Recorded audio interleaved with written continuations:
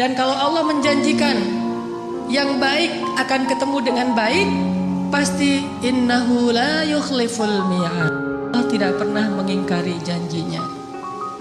Masalah apapun kita harus mengandalkan Allah. Coba deh selalu ngandelin Allah. Bahasa gampangnya gini, udah tenang aja, ada Allah itu. Dan kalau kita sudah melibatkan Allah, la yudayya'akallahu idzan, itu pasti Allah nggak bakalan ngecewain kamu. Kalau udah ngandelin Allah, ini gimana nih? Udah tenang aja, ada Allah. Allah tidak akan mengecewakan. Salah satu kalimat udah tenang aja ada Allah adalah la tahzan, innallaha ma'ana. Kalau kita ada teman lagi galau gitu, terus kita bilang, la tahzan, innallaha ma'ana. Apaan tuh? Kan dia bingung. Mending kita terjemahin aja. Gak harus persis kalimat la tahzan, innallaha ma'ana. Karena kalau kita baca hadis ada tambahan lagi tuh. Kata Nabi kepada Abu Bakar, ma dhannuka bisnain, Allahu thalithuhuma. Ya Abu Bakar, kenapa kamu berpikir kita cuma berdua, padahal Allah yang ketiga? Kalau dalam ayat la tahzan, innallaha ma'ana. Kalau bahasa kita, woles bro, woles, tenang aja, ada Allah. Santai bro, karena ada Allah. Itu bahasa Arabnya la tahzan, innallaha ma'ana. Andalin Allah dalam masalah kita. Ada masalah apapun, serahin aja sama Allah. Bismillah, la haula wala quwata illa billah. Bahkan kadang-kadang hanya dengan berzikir la haula wala quwata illa billah, Allah kasih keajaiban yang luar biasa. Karena setelah seseorang bersandar kepada Allah, la yudayya'anallahu idzan, pasti Allah gak akan ngecewain. Coba teman-teman bayangin, Nabi itu udah ikhtiar habis-habisan. Ketika beliau mau hijrah ke Madinah, beliau tidak langsung menuju ke arah Madinah, tetapi malah menuju ke arah yang berlawanan dengan kota Madinah untuk menghindari pengejaran dari orang-orang kafir Quraisy. Yang kemudian beliau menginap beberapa malam di dalam gua Thur. Sebetulnya kalau mau disebut lebih pantas bukan gua, tetapi lubang, karena kecil sekali. Dan kemudian beliau meminta tolong kepada keluarga Abu Bakar untuk membawakan makanan setiap hari, yang waktu itu dibawa oleh Asma bintu Abi Bakar yang sedang hamil 7 bulan. Naik turun gunung untuk bawa makanan kepada Rasulullah. Kemudian anak laki-laki Abu Bakar menghilangkan jejak dan mencari berita. Ikhtiar yang udah maksimal. Tapi qadarullah, ketahuan juga. Ada pembaca jejak yang tahu ternyata Muhammad bukan menuju ke arah kota Madinah, tetapi berlawanan. Sehingga mereka mengejar Rasulullah sampai di mulut gua. Di sini ada pelajaran, gimana pun hebatnya ikhtiar kita, selalu ada celah untuk bisa gagal. Walaupun tetap kita harus berikhtiar, tetapi tidak akan pernah sempurna dengan hanya ikhtiar logika kita. Akhirnya musuh berada tepat di mulut gua, yang kemudian kalau ada sebuah riwayat hadis, walaupun sebagian ulama mengatakan ini riwayat yang kurang kuat, bahwa ada laba-laba membuat sarang di mulut gua, sehingga orang-orang berpikir gak mungkin manusia masuk tanpa merusak sarang laba-laba. Ada lagi hadis yang mengatakan ada merpati yang membuat sarangnya juga di mulut gua, gak mungkin orang masuk tanpa merusak sarang merpati, dan seterusnya. Tetapi di atas semua itu, Allah Subhanahu wa ta'ala lah yang menjadikan pandangan mereka tidak mengarah kepada Rasulullah sallallahu alaihi wasallam dan Abu Bakar. Ketika mereka berada tepat di mulut gua, kalau mereka mau ngelihat ke bawah sedikit saja melongo, itu sudah kelihatan Rasulullah dengan Abu Bakar. Tetapi Allah palingkan wajah mereka. Mereka melihat ke seluruh penjuru kecuali ke bawah kaki mereka. Sampai Abu Bakar udah khawatir sekali. Kalau bahasa kita mungkin udah galau berat nih. Kemudian Abu Bakar mengatakan, ya Rasulullah, kalau mereka ngelihat ke bawah nih pasti kita ketahuan. Abu Bakar tidak takut kepada mereka. Abu Bakar khawatir terhadap keselamatan kekasih beliau, yaitu Rasulullah. Bukan Abu Bakar yang penakut. Apalagi Rasulullah hanya khawatir terhadap Rasulullah. Jangan-jangan kan kalau ketahuan Rasulullah akan disakiti. Dan Abu Bakar gak rela banget Rasulullah ada yang menyakitinya. Sehingga Abu Bakar galau berat, khawatir sekali. Dan dengan tenang Nabi mengatakan, ma dhannuka bisnaini ya Abu Bakar. Kenapa kamu pikir kita hanya berdua? Allahu thalithuhuma la tahzan innallaha ma'ana. Dengan kalimat itu akhirnya musuh tidak melihat ke arah mereka dan Allah berikan keselamatan bagi mereka. Ini kalau kita bersandar kepada Allah.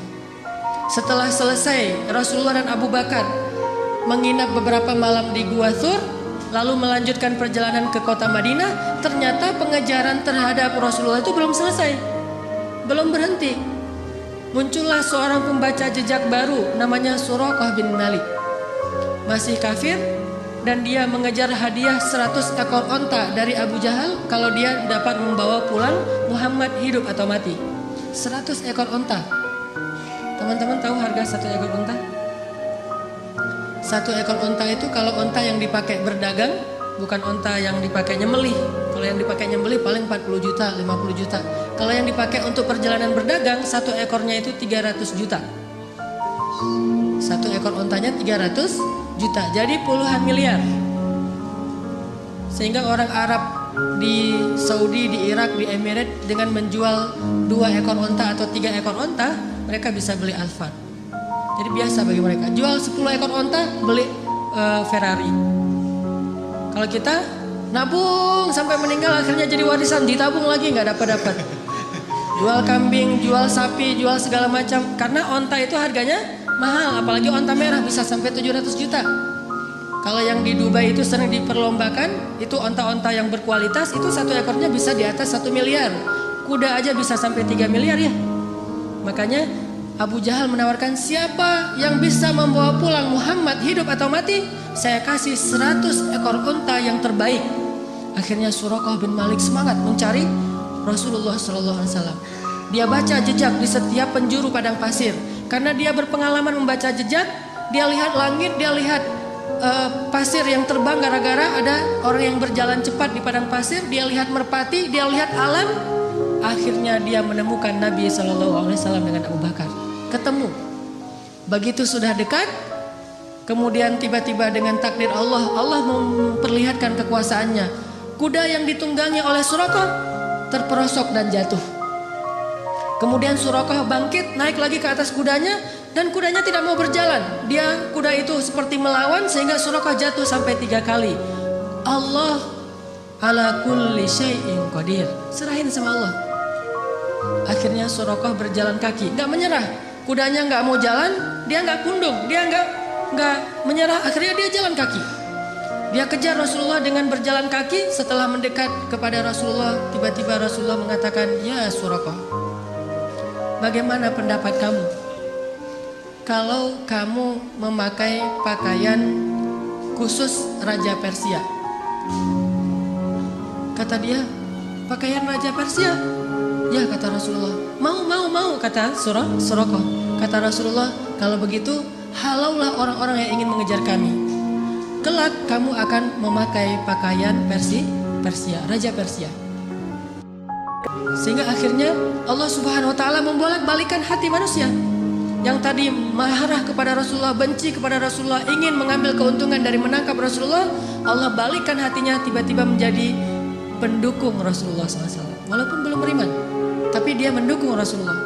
Dia lupa dengan 100 ekor onta. Coba bayangkan secara logis, 100 ekor unta itu sudah jelas. Yang menawarkannya Abu Jahal, orang paling kaya di Mekah.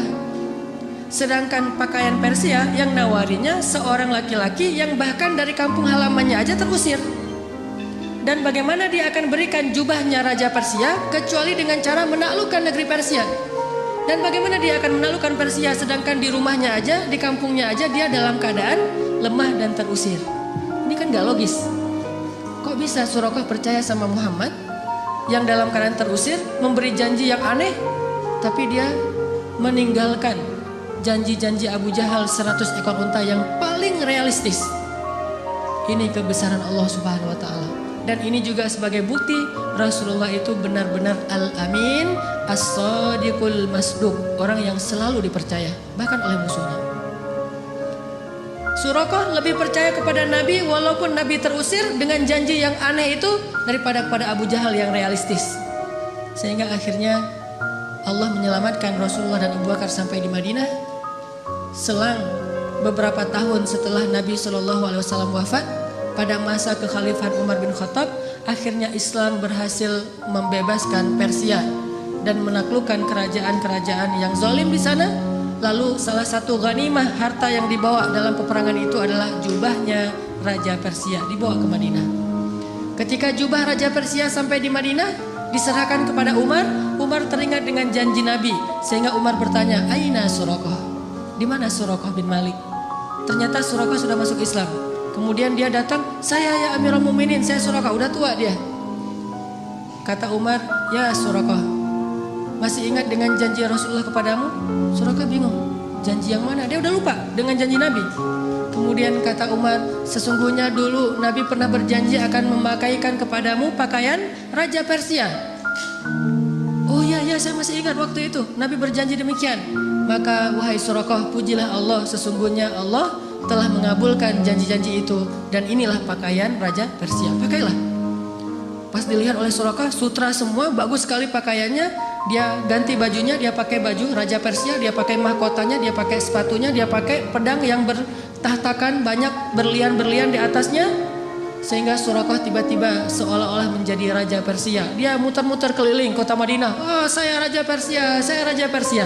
Sehingga semua orang tertawa terhadap Suraqah, dan mereka bersyukur kepada Allah Subhanahu wa taala yang telah menepati janjinya melalui lisan Nabi sallallahu alaihi wasallam. Muhammad sallallahu alaihi wasallam. Libatkan Allah dalam urusan kita, gak bakalan kecewa.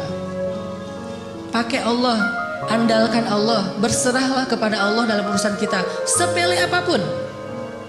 Bukankah Nabi mengatakan, mintalah kepada Allah walaupun cuma garam? Masak, aduh garam habis, Allah garam, gitu. Saya dulu ketika sempat dulu ikut jamaah tablik ketika saya masih SMA, ada satu hal yang saya belajar dari jamaah tablik waktu itu tentang nggak boleh minta sama manusia. Jadi kita kalau di jamaah tablik itu makan kan di talam gitu ya, makan bareng-bareng rame-rame gitu, satu talam ada 5 orang. Nah, yang petugas khidmatnya membagi-bagikan lauk setelah nasinya ditaruh di talam, kemudian lauknya dibagi-bagiin. Ada ikan, ada sayur segala macam. Setelah selesai dibagi-bagikan, karena mungkin jumlah pesertanya banyak, lauknya sedikit, akhirnya dibaginya sedikit-sedikit.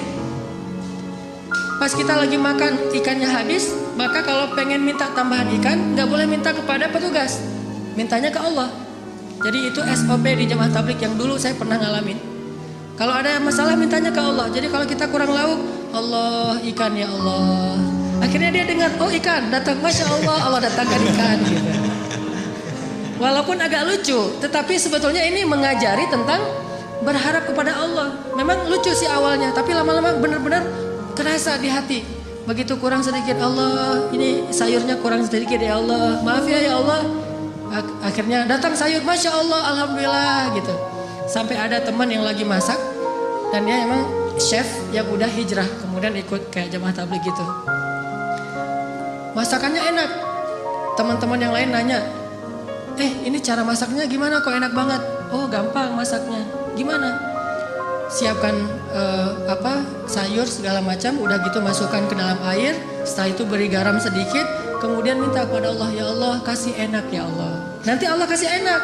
Ternyata tipsnya adalah minta kepada Allah. Walaupun dia mungkin punya bumbu rahasia, tapi dia nggak mau bicara tentang asbab, dia mau bicara tentang hakikat. Minta sama Allah buat enak. Sehingga Nabi mengatakan, mintalah kepada Allah walaupun cuma garam. Mintalah kepada Allah walaupun cuma garam. Bercermin habis mandi, aduh ya Allah jerawat, gimana ya biar ini hilang. Minta sama Allah jerawat, minta ke Allah untuk dihilangkan. Siapa ada sahabat yang penyakit kulit terus minta kepada Allah dihilangkan? Tabi'in maksudnya. Uwais Al-Qarani yang menggendong ibunya kemana-mana. Dia punya penyakit kulit di seluruh tubuhnya, terus dia berdoa, ya Allah hilangkan penyakit kulit saya, sembuhkan saya, kecuali sebagian kecil saja di bagian pusar. Jadi ada syarat buat dia dalam berdoa, hilangkan semuanya kecuali sebagian di perut. Kenapa? Supaya kalau saya lihat bekas sakit di perut ini, saya teringat dengan nikmat bahwa Engkaulah yang menyembuhkan. tiba-tiba sembuh semuanya kecuali di bagian perut. Sehingga Nabi berkata, sesungguhnya sebaik-baik tabi'in adalah Uwais Al-Qarni. Padahal Nabi nggak pernah ketemu Uwais, tapi tahu namanya dan memberi berita tentang dia. Ini mungkin satu-satunya tabi'in yang disebut namanya oleh Nabi. Nggak ketemu tapi kenal. Mukjizat. Sebaik khairut tabi'in Uwais Al-Qarni. Sebaik-baik tabi'in Uwais Al-Qarni. Kalau kalian sempat temuilah dia, ciri-cirinya dia punya bekas penyakit kulit di perutnya. Dia orang yang tidak dikenal di negerinya. Dan mintalah doa dari dia, sesungguhnya doa Uwais tidak ditolak oleh Allah Subhanahu wa taala. Jadi masalah sepele apapun minta sama Allah. Makanya dalam Islam kita mengenal doa sehari-hari. Mau keluar, Bismillahirrahmanirrahim, la haula wala quwata illa billah. Tambah dengan doa syafaat. Mau makan, Bismikallahumma amutu wa ahya. Salah. Jadi tidur gitu. Mau tidur ada doanya. Bahkan kalau Nabi baca doa tidur aja panjang banget tuh. Allahumma alja'tu dhahri ilaik wa fawattu amri ilaik, dan seterusnya dan seterusnya. Amantu bi kitabikal ladzi anzalt wa bi rasulikal ladzi arsalt, bismikallahumma amutu wa ahya. Mungkin kalau kita nggak hafal, ya udah Bismillahirrahmanirrahim aja. Standar lah ya. Kemana-mana Bismillahirrahmanirrahim, la haula wala quwata illa billah. Pokoknya ada masalah apapun libatin Allah. Kalau bahasa sosial media, jangan lupa nge-tag Allah. Jangan lupa nge-mention Allah. Gimana nge-tag Allah sama nge-mention Allah?